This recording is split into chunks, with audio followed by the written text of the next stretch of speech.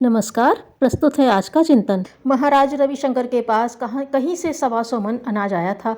उनके पास संपन्न व्यक्ति प्रायः इस उद्देश्य से कुछ न कुछ भिजवाते थे कि उसे निर्धनों में बंटवा दिया जाए, और जिनके पास खाने पीने पहनने ओढ़ने के पर्याप्त साधन नहीं हैं, उनकी कुछ सेवा सहायता हो सके। महाराज रविशंकर ने हमेशा की भांति वह अनाज बांटने का प्रबंध किया और गरीबों की बस्ती में गए। उस बस्ती में खेल रही थी एक बालिका। महाराज ने उसे देखकर कहा, जा बिटिया, तू भी बर्तन ले आ और अपने हिस्से का अनाज ले ले। लड़की ने कहा, मेरी माँ मजदूरी से आती होंगी, पैसे उसी के पास हैं, जब वह आएगी तब हम अनाज ले लेंगे। लड़की समझती थी कि महाराज अनाज खरीदने के लिए कह रहे हैं, परंतु जब उसे बताया गया कि यहाँ अनाज बेचा नहीं जा रहा बल्कि मुफ्त में बांटा जा रहा है, तो उसने लेने से इनकार कर दिया। उन्होंने इसका कारण पूछा तो वह बोली, स्वामी जी, मेरी माँ ने मुझे सिखाया है कि मुफ्त में किसी से कुछ न लेना चाहिए, देने वाला भले ही भगवान क्यों न हो। अच्छा। छोटी सी बालिका के मुख से यह बात सुनकर वह आश्चर्यचकित रह गए। उन्होंने निश्चय किया कि जो माँ अपने बच्चों को इतने अच्छे संस्कार दे सकती है, उसका चरित्र साधारण न होगा, उससे मिलना चाहिए। उन्होंने बालिका से कहा, क्या तुम मुझे अपनी माँ से मिलवा सकती हो? ठीक है, आप अपने काम से निपट जाइए, तब तक मेरी माँ भी आती ही होंगी। और वह लड़की खेलने में व्यस्त हो गई तथा महाराज अपने काम में। जब उनके काम का अंतिम चरण चल रहा था, तभी वह लड़की आई और उनको अपनी माँ से मिलवाने ले गई।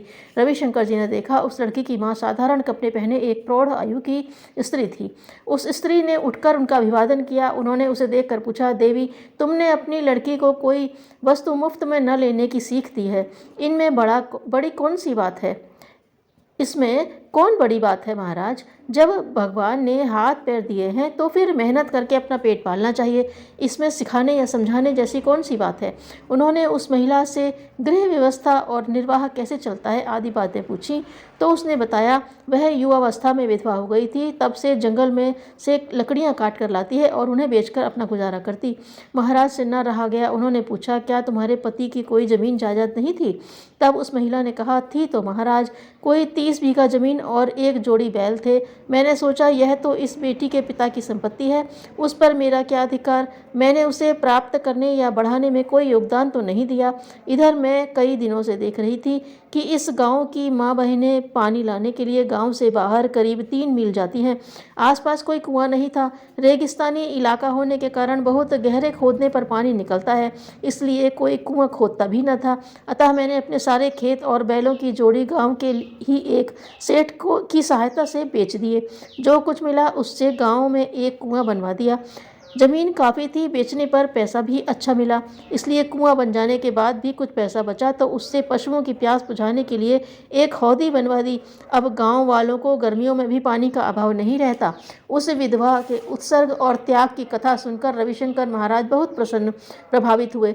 उन्होंने कहा, धन्य हो देवी, तुम इस समूचे गाँव की माँ हो। धन ही से नहीं, मन से तो तुम इतनी धनवान हो कि तुम्हारी संपन्नता तक कोई लखपति तो क्या, करोड़पति भी नहीं पहुंच सकता।